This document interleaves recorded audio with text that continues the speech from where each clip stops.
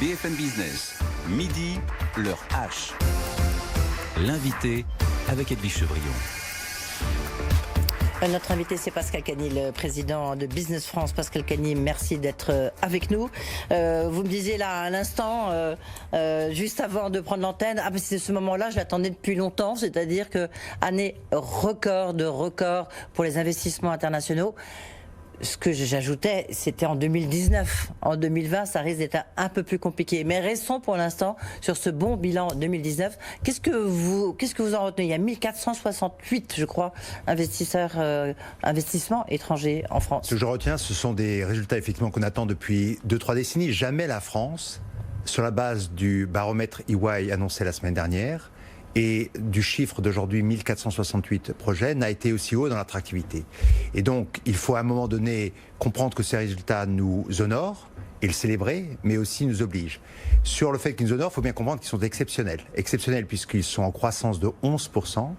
Ils sont exceptionnels parce qu'ils viennent de près de 58 pays et dont 64% viennent de l'Europe. Donc vous voyez, l'Europe qu'on montre toujours du doigt, elle fonctionne au jour le jour.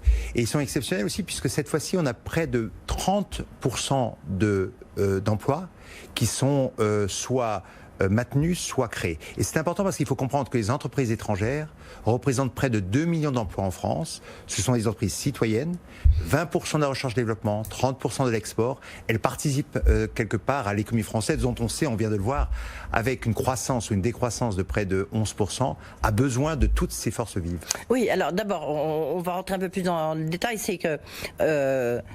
D'abord, sur ces projets d'investissement, quelle est la taille de ces projets? Parce que vous voyez, on peut avoir 1468 et se dire c'est formidable, on bat tous les records, mais si c'est des petits investissements, autant en avoir 10 gros. Vous voyez, quelle est la moyenne? C'est un très bon point, mais en gros, sur 1468, vous avez plus de 40 000 emplois. Donc vous voyez qu'on est sur des projets qui vont entre 30 et 40 en moyenne. On commence à les mesurer à partir de 10.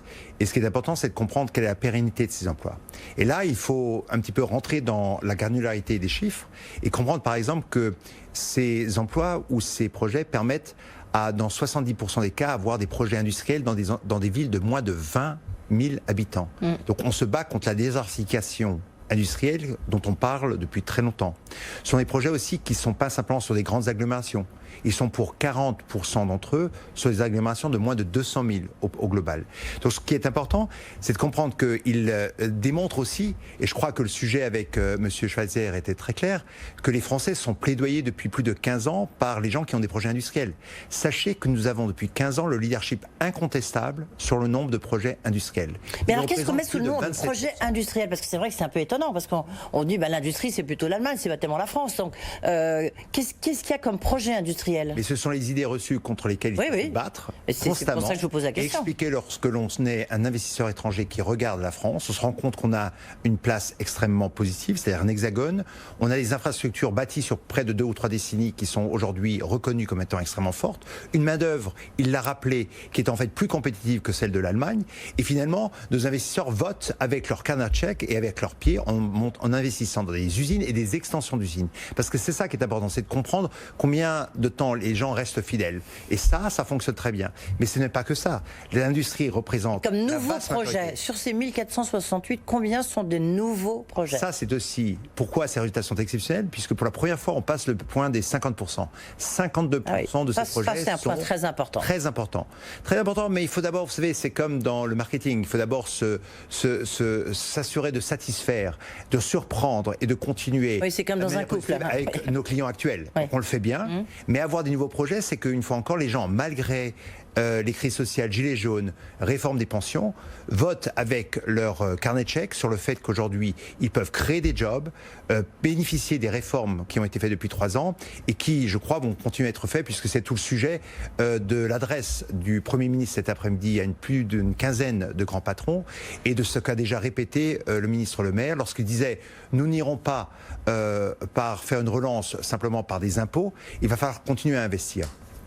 En fait, c'est le message que vous portez, Pascal Cagny, c'est-à-dire de dire attention, la tentation, on voit bien là, on est dans une économie complètement sous cloche étatique, on est dans une économie administrée, et vous dites, parce que la tentation est grande, de revenir sur toutes les réformes qui ont été conduites dans la première partie du quinquennat.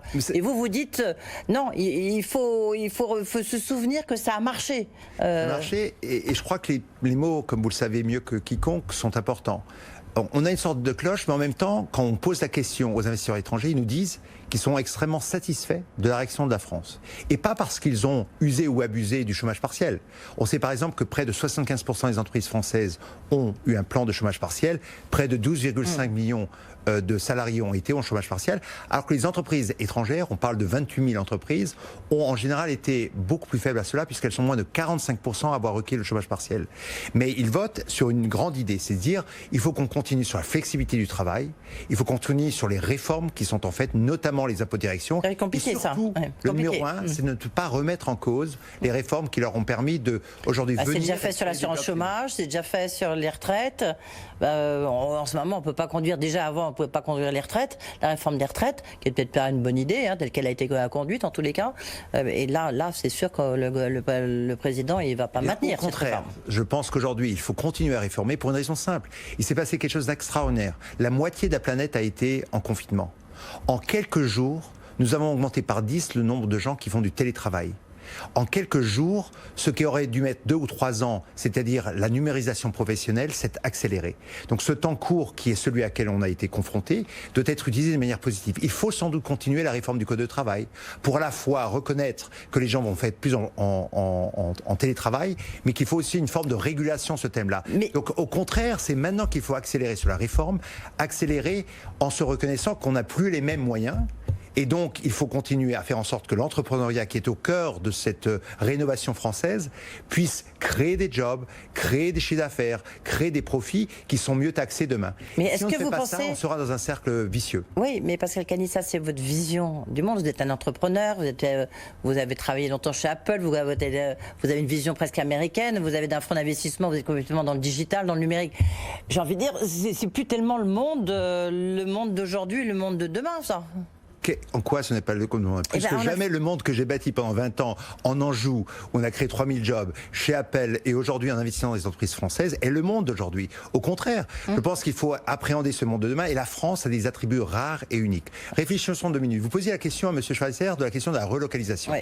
Moi, je ne suis pas suffisamment informé pour vous dire qu'elle se fera. Mais ce que je sais, c'est que la globalisation qui a permis d'aller chercher partout dans le monde les coûts les plus faibles, cette déglobalisation qui a conduit à faire en sorte que, par exemple, l'iPhone, et là je sais de quoi je parle, les composants du iPhone parcourent plus de 800 000 km, oui. Celle-là, elle est passée. Elle va nécessairement se réduire. Par contre, une globalisation qui fait qu'on se rapproche des clients et qu'on arrive en France en se rendant compte que nous avons des infrastructures qui sont reconnues de par le monde comme étant exceptionnelles. Un entrepreneuriat qui est fort, une formation extrêmement bien formée, où on se rend compte qu'on a aussi des incitations pour faire de la recherche et développement, puisque je vous rappelle qu'à côté de l'industrie, la recherche et développement est aussi un des grands secteurs. C'est un des points importants de cette enquête. Absolument. Oui. Et donc, mieux encore, au moment où le digital explose, on nous dit que le 3e grand thème du succès exceptionnel de la France sur cette année sur l'attractivité, c'est lié en fait à la logistique liée au commerce à distribution. Et bien là, vous avez 3 atouts rares, uniques, qui correspondent parfaitement au monde de demain. Donc plutôt que de travailler avec les héros du déclinisme français, qui plutôt que de regarder les faits et de comprendre ce que sont ces atouts pour se battre demain, faire en sorte que la France l'année prochaine soit encore le numéro 1 d'attractivité, je crois qu'il faut épouser cela. Mais il faut du capital. Et ça, c'est la question de l'épargne dont j'espère pouvoir parler avec vous. Oui, on va parler dans un instant. Vous allez en parler surtout avec le Premier ministre, parce que c'est le point important. Il y a un point encore que j'ai trouvé bien dans votre bilan des investissements internationaux que vous publiez donc ce matin. Pascal Cagny, c'est sur le Brexit. En fait, la France a quand même bien profité. Parmi les projets d'investissement, il y a des relocalisations, notamment de groupes financiers. Clairement. On peut le chiffrer, ça ? On pense aujourd'hui que l'Angleterre est devenue notre troisième acteur avec près de 12%, et leur croissance d'une année sur l'autre en nombre de projets est assez forte puisqu'elle est de plus de 40%. Et c'est clair qu'on bénéficie du Brexit. Vous savez, quand on gagne sur un terrain de football ou partout, c'est à la fois à faveur d'atouts qui nous sont propres, mais aussi des faiblesses de nos adversaires. Et les incertitudes économiques, que ce soit en Allemagne, en Italie, en Autriche, en Hollande, ou le Brexit ont participé à cela. Donc on est en train d'avoir un petit peu un phénomène d'emballement fort, mais c'est pour ça qu'il faut continuer à accélérer. Surtout que, il faut bien reconnaître que lorsque vous aviez les images de Fox il y a 2 années sur Gilets jaunes, qui comparaient la France à l'Irak, et que malgré tout, les investisseurs, et ils sont sur le temps long, continuent à venir dans notre pays, c'est que vraiment nous avons quelque chose d'unique et de rare. Et s'ils le font de manière citoyenne, comme ils le font tous, en créant des jobs sur la durée, je crois qu'on va continuer à gagner. Je suis désolé d'être optimiste, tout en n'étant pas naïf, mais c'est les chiffres qui nous disent cela. Ouais. Est-ce que sur les secteurs industriels, quels sont les secteurs là où on est bon ? On continue à être très très bon sur tous les grands secteurs qui malheureusement ont subi une crise très forte. L'automobile, l'aérospatiale, pas la chimie, la pharmacie, où là évidemment ils vont tirer parti énormément de cette crise sanitaire pour un petit peu se réformer et mieux challenger un petit peu la globalisation de hier. On est bon évidemment sur la R&D, on continue, c'est pas un secteur en tant que tel, mais on continue à attirer des talents. Donc je pense qu'on a et puis je ne vais pas vous parler du luxe évidemment, mais ça continue à être un des fers de lance de notre industrie. Donc on est bon, on a souffert, mais je crois qu'il n'y a pas de raison lorsqu'on écoute, et je le fais régulièrement avec les meilleures équipes de Business France, quand on écoute un petit peu nos investisseurs étrangers sur le fait qu'ils vont tout d'un coup quitter le pays parce qu'on a eu trop de chômage partiel, parce que l'on a 11% de décroissance. Non, on attend le rebond et le gouvernement il travaille avec un plan de relance tourisme qui a été salué, un plan de tourisme automobile, un plan de relance sur l'aéronautique et évidemment la French Tech. Pascal Cagny, il y a un point que je trouve aussi un peu novateur, c'est de voir que en fait, ces investissements, ils ne sont pas qu'en Ile-de-France. Certes, ils sont en Ile-de-France, qui reste la première région, mais c'est aussi dans les Hauts-de-France, c'est aussi en Occitanie. Ça veut dire que ça se déploie un peu sur le territoire français. Et je pense que ça, c'est vraiment aussi une bonne nouvelle. C'est une très bonne nouvelle et c'est le bénéfice, une fois encore, de nos infrastructures. Quand vous offrez à des investisseurs ou à des employés ou à des savoir-faire, des compétences, la possibilité d'aller de Lille à Paris, de Paris à Montpellier, Toulouse, Bordeaux, Marseille, Lyon, de manière simple et agréable, parce que ce sont des milliards d'investissements, eh bien vous arrivez à déconcentrer un petit peu ces investissements. La recherche-développement reste très forte sur l'Île-de-France, mais elle n'est pas que là. Elle va aussi sur les autres Oui, les Hauts-de-France, ça montre que quand on a une politique volontariste, un peu comme l'a Xavier Bertrand, on peut aller chercher des investisseurs. Et on bénéficie, une fois encore, dans le Nord, dans les Hauts-de-France, excusez-moi, on bénéficie évidemment du Brexit, qui fait que la proximité de cela conduit à cela. Mais quand on revient au propos, je crois que le grand débat et ce qui sera notre rôle chez Business France, c'est de continuer à convaincre nos investisseurs, mais aussi dire aux Français qu'il faut absolument qu'ils retournent consommer. Oui. J'ai vu un chiffre de monsieur Villeroy de Gallo qui montrait que le taux d'épargne est passé de 15 à 30%. Nous avons en 4 mois fait plus d'épargne de cela. Et donc, ce qu'attendent les investisseurs, et ça c'est le point important, pourquoi ils sont là ? Pour l'infrastructure, la recherche et développement, les incitations multiples et variées, mais ils sont là aussi parce qu'il y a un marché intérieur extrêmement important. Donc il faut que nous tous, Français, vous, moi, tous ceux qui nous entourent, nous consommions.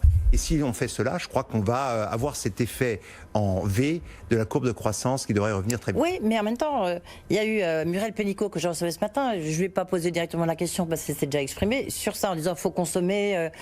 Ses propos ont suscité la polémique, elle a été très critiquée parce que, à la limite, il y a des Français qui disent attendez, on nous dit faut acheter des voitures, il faut aller consommer, il faut aller au café. Je veux dire, on a une forme de liberté, non, quand même. Est-ce que les Français, en ce moment, on doit leur dire consommer, dépensez votre argent, alors qu'ils ne savent pas très bien s'ils auront encore un job dans quelques mois? Moi, je veux bien, mais il faut un peu de prudence, peut-être. On aura près de 10% de chômage. On sait qu'on aura entre 1,5 million et 875 000 demandeurs d'emploi en plus. On le sait, c'est à comparer aux 40 millions des États-Unis ou de ce qui se passera en Angleterre. Et on se rend compte que le retour de l'État dans le jeu économique a beaucoup servi. Et le débat aujourd'hui de la consommation, c'est très simple. C'est lorsqu'on fait une relance intelligente en demandant aux Français de consommer pour bâtir une économie décarbonée, C'est ce que fait le président sur le plan automobile. Lorsqu'on demande aux Français de consommer pour pouvoir produire et consommer du produit made in France, je pense qu'on est dans la logique de ce qu'on fait. À quoi sert d'avoir 30% de taux d'épargne alors que nous avons des PMI, des ETI qui ont des savoir-faire dont il faut recapitaliser parce que c'est ça la vraie bataille. Vous savez, finalement, ce qu'on a vécu, c'est quoi? La crise sanitaire, c'est sauver des vies. S'assurer de la liquidité, les jobs. La prochaine grande bataille, c'est comment donner des ressources pour que nos PME, ETI et grandes entreprises puissent réinvestir. Parce que si on réinvestit à contre-cycle, on sait qu'à la sortie du cycle négatif, eh bien, on sera le gagnant. 2 questions encore. D'abord, juste parce que vous connaissez très très bien les États-Unis, on va rappeler, vous avez passé quoi, 20 ans chez Apple à peu près, et vous y allez toujours beaucoup. Quel regard vous portez sur ce qui se passe aux États-Unis? Là, c'est vraiment une situation. Je suis très fier de mon pays et de cet État-providence qui est le nôtre, qui fait que lorsqu'on appelle aujourd'hui la Silicon Valley, il nous parle souvent des milliers de jobs qui sont mis à la rue avec des taux de coût de l'emploi et de taux de vie qui sont extrêmement forts. Je pense que finalement, on n'a peut-être pas eu les croissances qu'ont eu les États-Unis, mais qu'on a un respect de l'homme qui est plus fort, indépendamment de ce qui se passe dans les rues en ce moment aux États-Unis. Donc, c'est ce pourquoi d'ailleurs je me suis complètement rentré dans ce job d'ambassadeur aux investissements étrangers. C'est pour expliquer finalement à l'ensemble de nos citoyens que ce qu'on fait ici est finalement sur la durée quelque chose de beaucoup plus raisonnable. Alors vous êtes très optimiste, juste quand même. Pourquoi à ce moment-là? Je ne sais pas pourquoi Elon Musk il n'a pas choisi la France pour construire son usine Tesla. Vous allez reparler de cela comme vous en avez parlé il y a 3 4 mois. Eh bien, c'est emblématique quand même. On a tout pour et il va en Allemagne. Il est allé en Allemagne pour peut-être des raisons qui lui appartiennent. Moi, plutôt vous parler du verre à moitié vide, j'aimerais vous parler de Toyota qui bâtit des voitures électriques ici. Oui, mais Toyota, ça fait longtemps qu'il est là. Mercedes, qui mais Elon Musk, il incarne ce que vous voudriez que la France soit. Eh bien, très bien. Donc c'est pour ça qu'on va gagner les prochains Elon Musk, on va gagner les prochains grands projets, on va gagner à la fois les micro-projets et les grands projets. C'est pourquoi le gouvernement continue à travailler. Et chez Business France, on s'y attelle, mais forte avec l'ensemble de nos chargés d'affaires. Mais il avait dit quand même, et c'est pas le seul, c'est que la technocratie a fait que pour obtenir une autorisation, ça prend énormément de temps. Est-ce que c'est faux ou pas? Non, mais je vous pose la question, vous êtes en studio avec nous. Je ne sais pas si c'est exprimé, je le vois sur vos écrans. Aujourd'hui, il est évidemment au pic de sa gloire avec ce qui s'est passé sur SpaceX. C'est tout à fait raisonnable. Je pense qu'aujourd'hui, la technocratie n'a rien à voir sur cette décision-là. Il est allé proche de Berlin, loin de la roue où avec la présence de Peugeot, de Renault, sur tout ce croissant européen unique, on aurait pu lui offrir beaucoup de choses. Plutôt que parler de ce qui fonctionne pas, regardons un petit peu ce que fait Mercedes, ce que fait Toyota, ce que fait Fujitsu. Oui, mais on peut tirer des leçons. Assurez-vous qu'on a tiré des leçons très fortes sur ce sujet-là. Et c'est pour ça qu'on a maintenant une cellule qui est beaucoup plus mobile sur ce sujet et on essaie de travailler mieux encore avec les régions. Comment ça se passe là? On est 5 mois. Est-ce que vous avez déjà il y a eu des investissements depuis le début de l'année en France? On a des investissements qui sont effectivement en repli d'une année sur l'autre, clairement. Mais la bataille, ce ne sera pas de savoir si on va être en repli, c'est sans doute inévitable avec une décroissance telle que celle qu'on verra. Ce qui est important, est-ce qu'on garde la position numéro 1? C'est ce qu'on prend notre part de marché forte, relative, qui est près de 18%. Donc je crois qu'il faut travailler avec un contexte différent. Il faut remettre en action les actifs qui sont les nôtres. Il faut aussi peut-être continuer la réforme. La réforme est très très importante. La réforme à la fois sur les impôts, ça on a compris le message. La réforme sur la flexibilité, la réforme sur embrasser un peu plus encore cette révolution numérique. Le télétravail, parce que vous avez dit un point important, et c'est le sujet que vous connaissez bien. Là, ça nous a fait basculer. On sent bien. On a gagné 5 ans en termes de numérisation de notre économie. Est-ce que le télétravail est quelque chose qui va perdurer? Non, perdurer, mais un peu bouleverser justement la donne et le regard que des étrangers peuvent avoir sur la France. Mais là, il bénéficie d'une infrastructure en matière de haut débit qui est une des meilleures, sinon la meilleure d'Europe. Il bénéficie aussi d'un cadre de vie et d'une aptitude à aller d'un endroit à l'autre qui est très fort, puisque là, ce qui est en cause, c'est comment on peut être productif. Et ce qui se passe là, c'est qu'on a montré que la France va complètement, cette numérisation professionnelle va complètement être épousée. On est maintenant quasi certain de cela. De grandes entreprises ont déjà expliqué qu'elles vont changer un petit peu le modèle, vous savez, de l'open space, où tout le monde était sur le même plateau. On va commencer un petit peu à le naviguer. On va réduire aussi l'empreinte carbone qui est sur des bureaux au centre des villes. Et donc ça va se faire. Mais évidemment, la question se posera, c'est comment on a une régulation sociale raisonnable pour que ce qui est a priori quelque chose de très positif ne change pas. Il faut que les Français se rappellent qu'ils dorment à la maison et non pas au travail et qu'ils puissent tirer parti de cette digitalisation qui se fait à marche forcée dorénavant. Voilà, un peu, travailler en Anjou par exemple, comme d'autres. Pascal Cagny, la question un peu rituelle sur le monde d'après. Votre monde d'après, est-ce qu'il est dominé non pas par des États, mais par les GAFAM? Les GAFAM ont créé 68 000 jobs en Angleterre, en Irlande. C'est aujourd'hui une de nos cibles chez Business France. Ils n'en ont que créé 8 000 en France. Donc notre propos à nous, c'est de commencer à s'intéresser à la prochaine génération des GAFAM et s'assurer que notre terre d'élection et leur terre d'élection soit la France. Il est dominé par les GAFAM, ils sont mieux régulés. Je crois qu'aujourd'hui, il faut arrêter de le pointer du doigt. Et puis moi, je vous parlerai plutôt des NATOUS. Qu'est-ce que ce sont les NATOUS? Ce sont Netflix, Uber, Tesla dont on vient de parler et Airbnb. Ils n'ont aucune propriété littéraire artistique. Ils n'ont fait qu'une seule chose, utiliser les plateformes des GAFAS pour recréer des jobs. Eh bien, si nous, les Européens, plutôt que de continuer à rêver de créer un Google européen, on se disait, prenons ces plateformes et tirons-nous partie au bénéfice de notre propre économie. Je crois que c'est ça.